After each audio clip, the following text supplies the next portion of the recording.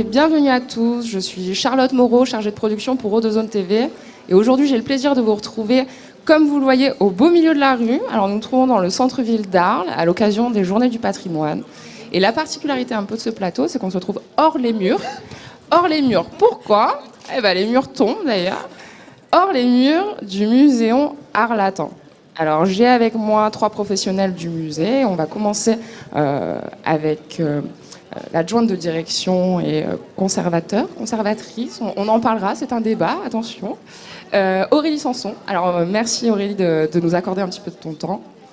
Est-ce que tu peux nous parler un petit peu de la spécificité du muséum, comparé à, par exemple, le musée départemental antique ? En quoi ils sont complémentaires ou autres ? Quelle est la spécificité de celui-là ? Et pourquoi aujourd'hui on se retrouve hors les murs du Muséum Arlatan ? Alors bonjour, merci de ce plateau télé. Donc le Muséum Arlatan est un musée départemental d'ethnographie, alors que le musée départemental de l'art antique est un musée départemental d'archéologie.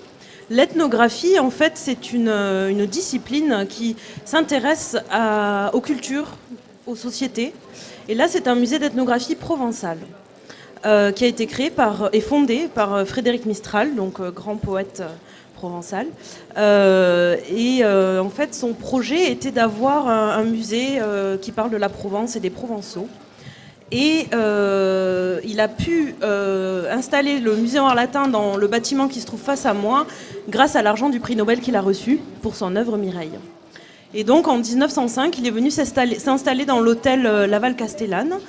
Et il a pu y développer son grand musée d'ethnographie sur tous les principes innovants du 19e siècle en matière de musée. Et ce patrimoine, aujourd'hui, il nous revient et on veut le partager avec le public. Et on est hors les murs parce que, vous vous en doutez probablement, depuis le début du XXe siècle, ce bâtiment a souffert. Et même, c'est un bâtiment qui est structuré autour de plusieurs bâtiments, en fait, dont une partie date du XVIe, une autre du XVIIIe, une autre du XVIIe, avec des forums romains antiques au milieu.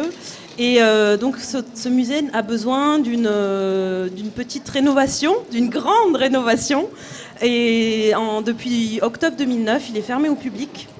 On ne peut plus accueillir le public dans nos murs, donc on accueille le public hors les murs. Et donc on investit les lieux comme la rue, comme d'autres lieux à Arles ou dans tout le département des Bouches-du-Rhône. Et aujourd'hui, justement, on vient dans la rue pour vous parler des coulisses du Muséum Arlatan. Voilà, et plus spécifiquement des travaux de conservation préventive et de restauration qui se trament derrière les murs. Voilà. Alors, donc vous n'avez pas la chance de pouvoir pénétrer dans le musée. Nous, avec l'équipe d'Eau-de-Zone, on a pu faire un tour avec le service des médiatrices culturelles. Alors, ça fait un peu le cœur parce que c'est vrai, il y a des grosses dégradations. Donc, ça devenait urgent à la fois parce que beaucoup de personnes disent oui, mais pourquoi l'avoir fermé aussitôt ? Pourquoi pas avoir attendu un petit peu ? C'est vraiment, voilà, il y a des gros dégâts en termes d'usure, de temps. Il y a des étés partout qui tiennent un peu les plafonds, donc il y a vraiment besoin, une grosse nécessité de revoir tout le bâtiment pour pouvoir accueillir le public en toute sécurité et pour préserver au mieux les œuvres, les collections. Donc il a fallu, une fois le musée fermé, sortir toutes les œuvres, les collections du muséum. Ça a été un gros travail. Il y a eu la création du Cerco. Et je me tourne vers Florence Cisari, qui est chargée de la conservation du patrimoine écrit et des archives, et qui va nous parler un petit peu de ce travail-là de conservation préventive, qui n'est pas tout à fait la même chose que la restauration, on va le voir ensuite, et du tout le travail que ça a été, cette mise en sous scellé, on va dire, cette sauvegarde comme ça des œuvres. Comment ça s'est déroulé ? Alors en fait, quand le musée a fermé en 2009, nous avons eu la chance, le conseil départemental a doté le musée du Cerco, donc qui est le centre d'études de restauration et de conservation des œuvres. On a vraiment une chance exceptionnelle parce que peu de musées ont cet équipement. C'est un équipement donc qui est à la fois contient des réserves dédiées par type d'objet, des ateliers de travail, un atelier de restauration et un équipement technique très moderne et novateur. Donc, dont une chambre d'anoxie, j'en parlerai peut-être tout à l'heure pour la conservation préventive. Et donc, une fois le Cerco aménagé, réhabilité, il se trouve un peu à l'extérieur du cœur de ville, mais en centre-ville, aux anciens ateliers SNCF. Dans l'ancien atelier des roues. Donc pour nous c'est un lieu patrimonial, c'est important aussi. Et en fait nous avons mis 1 an et demi à déménager toutes les collections. Il y a eu de mémoire une cinquantaine de rotations de camions pour tout déménager. Et le principe de base, qui est un des principes de base de la conservation préventive, était que aucun objet en matériaux organiques, c'est-à-dire tout ce qui n'est pas pierre, métal, ne pouvait rentrer dans le Cerco, dans les réserves, qu'une fois désinsectisé. Donc c'est un des principes de la conservation préventive, c'est que les objets soient sains.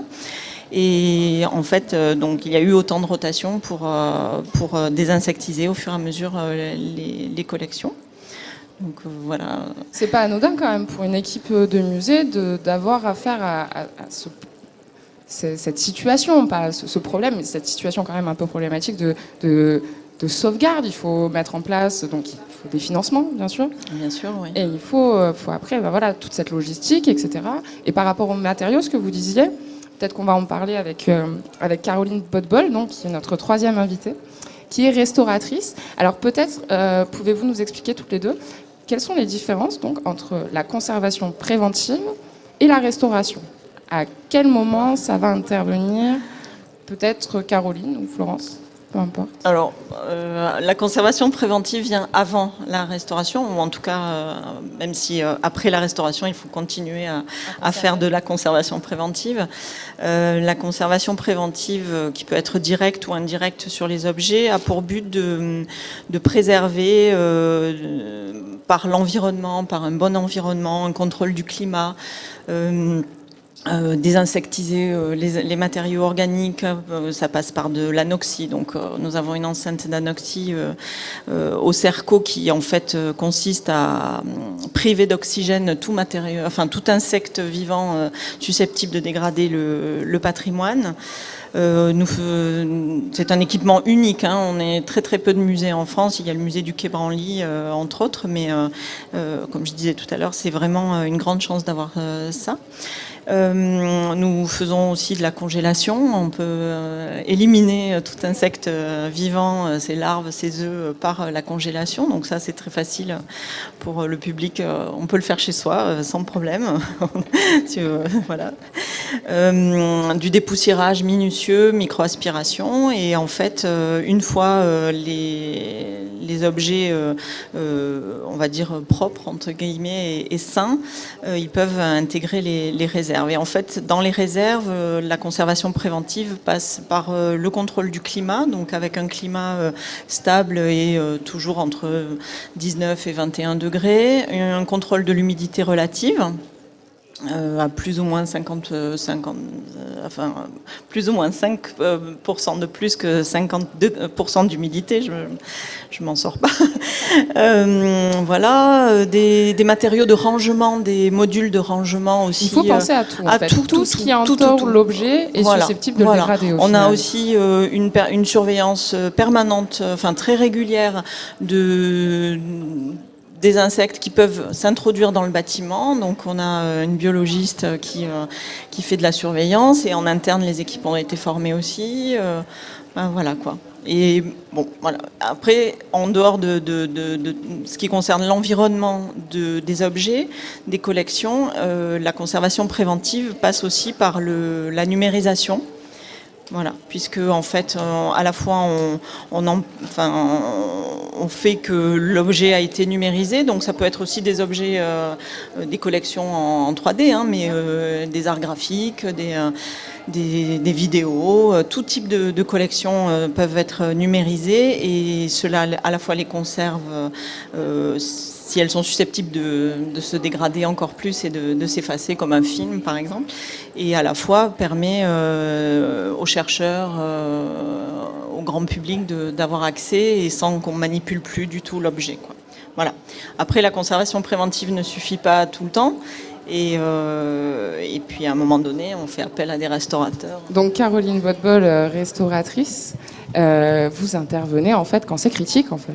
Vous êtes celle qui sauve l'objet. Comment ça se passe? Comment on en vient à faire appel à vous? Donc la restauration consiste à d'abord faire une étude de l'œuvre auquel on a affaire, en faisant ce qu'on appelle un constat d'état. Donc c'est une observation des désordres, des fragilités, des blessures de l'œuvre, qui vont ensuite nous mener à la réflexion de savoir d'où viennent ces désordres, pour ensuite proposer une intervention qui va permettre de ralentir ce processus de dégradation et éviter à l'avenir que celle-ci se reproduise. Donc c'est en ça qu'on rejoint la conservation préventive. Souvent les désordres sont liés à l'environnement et parfois aux mauvaises manipulations et également au matériau lui-même qui souvent se retrouve dans un état de dégradation tellement avancé qu'il ne peut plus se maintenir lui-même. Donc c'est à ce moment-là que nous on intervient en menant des interventions sur la matière même de l'œuvre. Donc on va souvent avoir à nettoyer l'œuvre, car l'encrassement, la poussière qui s'accumule sur les objets sont aussi un facteur de dégradation important, car ça retient beaucoup l'humidité, ça apporte des graisses à l'œuvre qui vont favoriser, dans le cadre d'objets organiques, surtout la prolifération d'insectes, de moisissures. Et en dehors du nettoyage, on va aussi procéder à des consolidations de la matière qui vont permettre à l'œuvre de poursuivre sa vie au fil des ans. Puis, après les opérations de consolidation, donc les consolidations peuvent être de surface également pour conserver une polychromie, donc des couches de peinture appliquées sur l'œuvre. Et voilà, on a toute une liste d'interventions dont je ne vais pas vous faire le panel. Ça doit être, ici, à mon avis, vous passez beaucoup de temps sur l'étude de l'objet parce qu'avant d'intervenir, il faut faire attention à ne pas dénaturer l'objet, à bien choisir le matériau. Ça doit être c'est une énorme responsabilité, aussi bien en conservation préventive qu'en restauration. Tout à fait. Vous jouez contre le temps. Voilà, comme toute opération manuelle, on passe beaucoup plus de temps à préparer, à réfléchir, qu'à intervenir en temps réel sur l'objet. Forcément. Donc on fait particulièrement attention à la nature de l'œuvre, à de quoi elle est composée, dans quel état se trouve ce matériau, parce que de la pierre ou du bois à l'état neuf n'a pas du tout le même comportement physico-chimique qu'une matière dégradée. Donc on prend en compte cette évolution de matière. Et on va mettre en œuvre des matériaux qui sont d'une part compatibles et d'autre part stables. Et en dernier lieu, si c'est possible, employer des matériaux et des techniques réversibles pour pouvoir de nouveau réintervenir sur l'œuvre et au cas où il y ait quoi que ce soit comme aléa au cours de la vie de l'œuvre, si jamais il se passe quoi que ce soit, qu'on puisse renouveler cette opération de restauration, dérestaurer l'œuvre le plus facilement possible. Alors peut-être pour les gens qui nous regardent, est-ce que vous pourriez nous donner des exemples d'objets que vous manipulez, que vous conservez, restaurez, qu'ils aient un petit peu une idée, parce que comme on parle, c'est un musée d'ethnographie. On va peut-être plus parler d'objets du quotidien parce qu'il y a aussi du textile, parce qu'on parle aussi de la culture provençale. Il y a toute une collection de costumes traditionnels qui est. Effectivement, on ne travaille pas de la même façon sur du textile que sur un objet en terre ou autre. vous avez toute une panoplie d'objets au final. Vous vous retrouvez avec de différentes tailles, je suppose aussi. Oui. Au musée en Arlatin, il y a tout ce que vous voulez, tout ce dont vous avez toujours rêvé. Non, on a des collections extrêmement diversifiées. Donc effectivement, musée d'ethnographie, on pense à objets du quotidien, mais les objets du quotidien, ils ont des formes extrêmement multiples. On a beaucoup de mobilier provençal, on a une grande réserve textile avec des textiles qui vont du 18e jusqu'à nos jours. On a aussi des collections en lien avec l'artisanat, la pêche, la navigation. On a toute une collection de pots à pharmacie. On a beaucoup de vaisselle. On a énormément d'objets de dévotion, de pratiques religieuses provençales. Bien sûr, on a tout le patrimoine écrit aussi. Donc beaucoup de papier.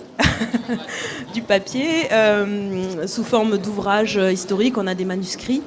On a aussi des archives privées en fait, qui nous ont été léguées par des familles locales.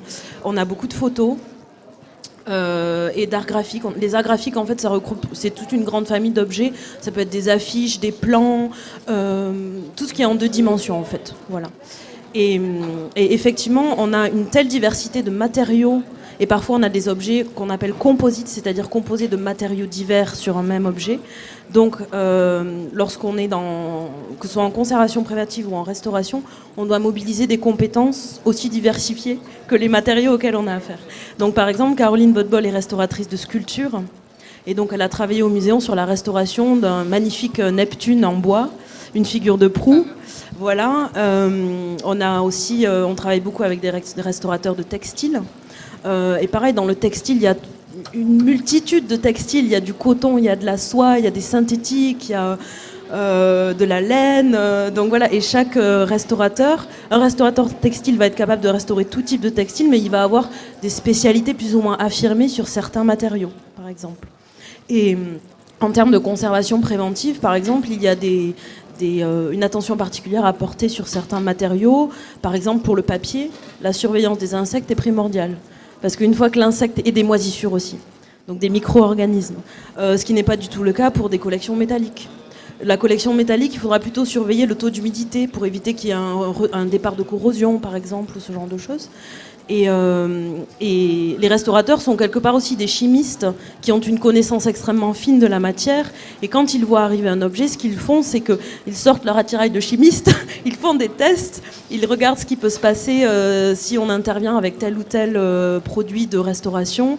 Et puis, une fois qu'ils ont trouvé le produit qui marche bien, ils peuvent se lancer dans l'aventure. Voilà. Alors, mesdames, du coup, on parle ici de ce musée, on parle aussi du coup un peu de l'identité. On parle patrimoine, on parle du coup de ce qui fait identité, ce qui fédère, de culture, mais aussi d'aventure humaine, parce qu'on parle de civilisation, donc aussi multiple, et surtout à Arles, on a la chance dans le bassin méditerranéen de profiter de nombreuses influences qui font la beauté de notre Provence. En parlant d'histoire humaine, en préparant cette journée, on a rencontré pas mal d'Arlésiens qui nous disaient mais au fond c'est dommage, ces gens, ces professionnels se retrouvent un peu au chômage technique. Alors pas du tout, je vous arrête de suite, ils n'ont jamais autant travaillé que pendant cette période, parce qu'effectivement il faut conserver, il faut donc bien préserver toutes ces œuvres, donc les déplacer, mais il faut revoir toute la muséographie.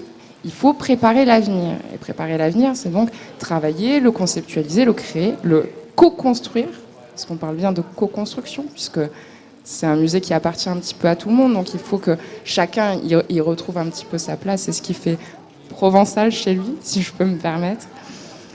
Je vais prendre un exemple sur les gardiennes de musée. Donc on peut se dire, il n'y a plus de collection, il n'y a plus d'exposition, il n'y a plus de public, mais que font les gardiennes de musée ? Alors Aurélie, on va en parler. Ces gardiennes de musée se sont vues proposer une reconversion professionnelle. Est-ce que vous pourriez nous en parler ? Oui, et ne serait-ce déjà que dans l'évolution, déjà on va plutôt dire agent d'accueil et de surveillance. C'est vrai que par la force des habitudes, une sorte de transmission orale, on a pris l'habitude de les appeler gardiennes. En plus, elles n'étaient que des femmes, il n'y avait pas de gardiens. Et c'est vrai qu'elles sont restées dans la mémoire des Arlésiens, puisque lorsque le musée était ouvert, elles étaient dans les salles en costume provençal, en costume d'arlésienne en fait.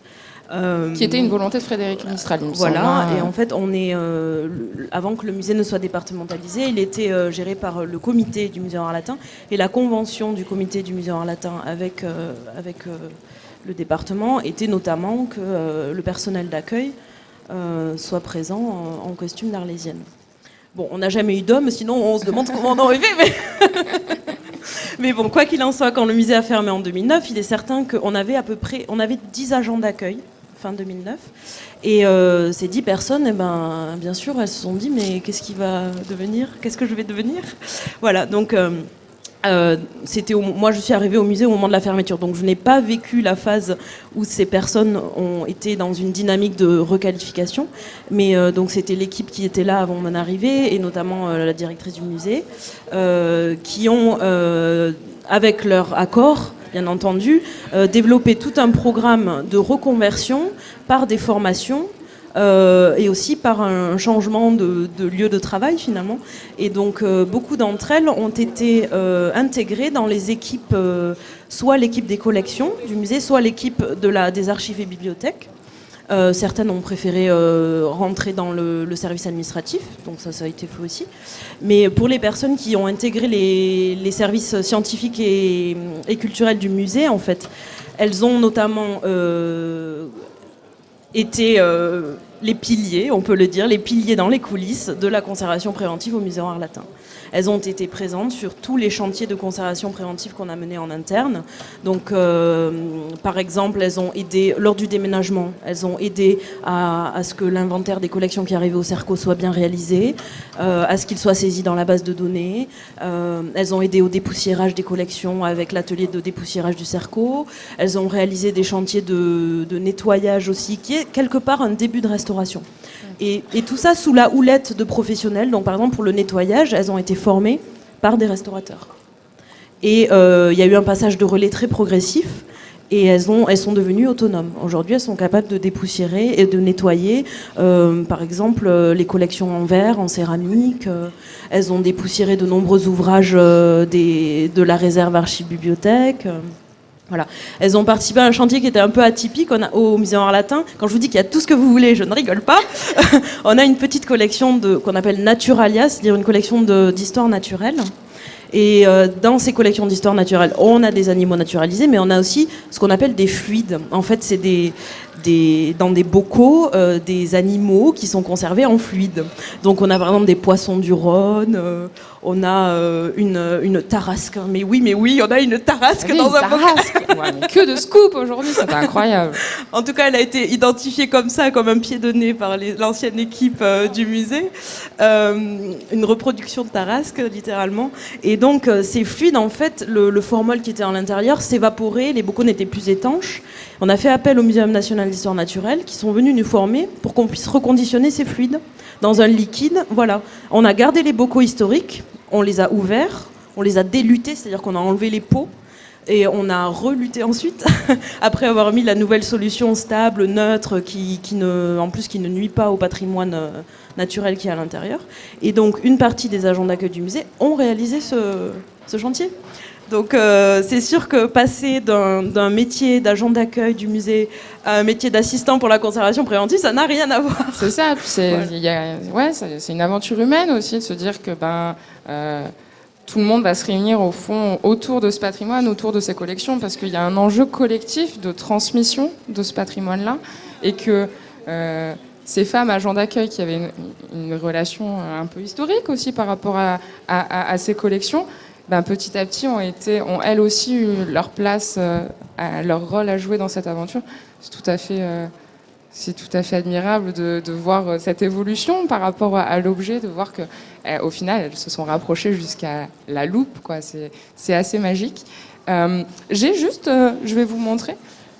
On parlait de conservation et l'importance des matériaux pour notamment déplacer les collections, les conserver, les préserver. Je vais vous présenter une matériothèque. Je deviens scientifique, c'est beau. De zone, c'est magique. On en apprend tous les jours. J'ai ma petite matériothèque. Donc, comme vous pouvez voir, il y a différents matériaux qui sont neutres, c'est ça ? Est-ce que vous pourriez m'en parler un petit peu ? Pourquoi ces matériaux et pas d'autres ? Quelles sont les spécificités de ces matériaux ? Alors, ce panneau rassemble des matériaux pour un conditionnement à court terme. Donc c'est surtout pour du déplacement, par exemple. Oui, du déplacement, de l'emballage pour l'anoxie, pour la congélation, des rembourrages. Il y a ces matériaux-là sont pas forcément ceux que l'on met en contact direct avec les collections, en tout cas pas à long terme. On va montrer ceux qui sont plus sur du long terme. Oui. Bon, la règle d'or, c'est de ne jamais mettre de PVC. Ouais. Voilà, c'est un matériau qui est à proscrire, même chez soi. Toutes les pochettes en PVC de classeurs, voilà, les plastiques qui entourent les tableaux de la grand-mère, il faut enlever. Ouais. Et donc, l'essentiel de ces matériaux est en polyester. Ce sont des mousses, des plastiques polyester que l'on peut sculpter. Donc l'équipe l'équipe des collections, de la documentation ont participé. Aurélie parlait du chantier des fluides, mais les chantiers de conditionnement d'objets 3D, toujours en collaboration avec des restaurateurs. Ce sont des personnes comme Caroline qui transmettent les compétences et les savoir-faire. Et après, c'est leur inventivité. C'est génial. Enfin, elles s'amusent beaucoup. Elles ont un rapport aux collections en plus qui est très fort. Et en fait, elles imaginent donc des conditionnements sur mesure avec tous ces matériaux qu'elles sculptent, qu'elles collent, qu'elles chauffent, qu'elles épinglent. Voilà. Alors, comme disait Aurélie, c'est un musée très féminin, donc il y a beaucoup de conditionnements qui sont très féminins en fait, avec des petits nœuds, donc voilà, et ça, c'est un bel exemple de conservation préventive puisque l'objet est visible, donc on ne le manipule plus. Pour l'observer, pour le sortir de sa caisse ou de son étagère, il est sur son socle, on le manipule pas, il est protégé de la poussière et voilà, la conservation préventive, c'est un bel exemple. Merci beaucoup, mesdames, de nous permettre de voir un petit peu ce qui se passe en coulisses, parce que c'est un peu l'univers mystère pour nous, visiteurs lambda de musée. Si vous deviez définir le Muséon Arlatan, alors moi je le dis Muséon Arlatan, mais quand on le dit avec l'accent, c'est Muséon Arlatan. Ça sonne différemment sur l'affaire. Mais bon, pour l'instant je vais me calmer. En animatrice on évite, on gomme un petit peu les accents. Donc le Muséon Arlatan. Si vous deviez le définir ou nous dire un petit peu ce qui fait que vous y travaillez, pourquoi y travaillez, quel est votre rapport à ce musée, qu'est-ce qui vous plaît dans ce musée? Ah, c'est moi. Qu'est-ce qui me plaît tout me plaît dans ce musée. Bon, moi je suis venue dans ce musée parce que je suis ethnologue de formation. Moi, ce qui m'intéressait, c'était de travailler dans un musée d'ethnographie, un musée qui parle des gens. Dans leur histoire et dans leur avenir. Un musée qui utilise le passé pour mieux comprendre le présent. Voilà. Et ce qui m'intéresse aussi, c'est de voir... ce qui me plaît, moi, c'est ce que j'appelle la culture matérielle. C'est-à-dire ce que les objets disent d'une culture. Voilà. C'est ça que j'aime dans le Muséon Arlatan. Et vous, mesdames, un petit mot, un adjectif, quelque chose? J'en apprends tous les jours. Voilà. Sur les objets, sur moi. Non, enfin, voilà, oui. On en apprend tous les jours. Des collections. Oui, et puis c'est moi, je suis là depuis longtemps et en fait, ouais, je pense que j'ai appris énormément de choses et il y a une professionnalisation vraiment qui est vraiment très très chouette à vivre. Moi, j'interviens au Muséon Arlatan de manière ponctuelle parce que je suis prestataire extérieur, mais j'aime particulièrement le Muséon Arlatan parce que c'est un musée humain. Dans toute leur démarche, il y a un fond humain, voilà, ne serait-ce que dans la reconversion des agents, dans le personnel administratif, technique. Tout le monde est hyper investi dans ce projet. Il y a une convivialité, un échange, un dialogue que j'ai pu ressentir particulièrement pendant les 2 années passées à restaurer le Neptune, où si on n'avait pas eu cette ouverture d'esprit de la part de tous les interlocuteurs du Muséon, ce projet n'aurait pas pu se faire. C'était un projet où il y avait énormément de pression, on avait des découvertes à chaque étape de la restauration. Si on n'avait pas eu ce dialogue-là, pas eu cette simplicité d'échange, on n'aurait pas pu faire cette belle restauration. Voilà, donc un grand merci à toute l'équipe du Muséon Arlatan. Merci. Un grand merci à vous, mesdames, pour tout le travail que vous accomplissez et aussi la responsabilité de votre travail, parce que c'est grâce à vous que notre patrimoine culturel provençal va pouvoir traverser le temps, continuer de le traverser et puis nous en apprendre toujours un petit peu plus au final sur nous et sur les autres. Merci beaucoup et puis on se retrouve pour un deuxième plateau dans très peu de temps. Merci beaucoup. Merci.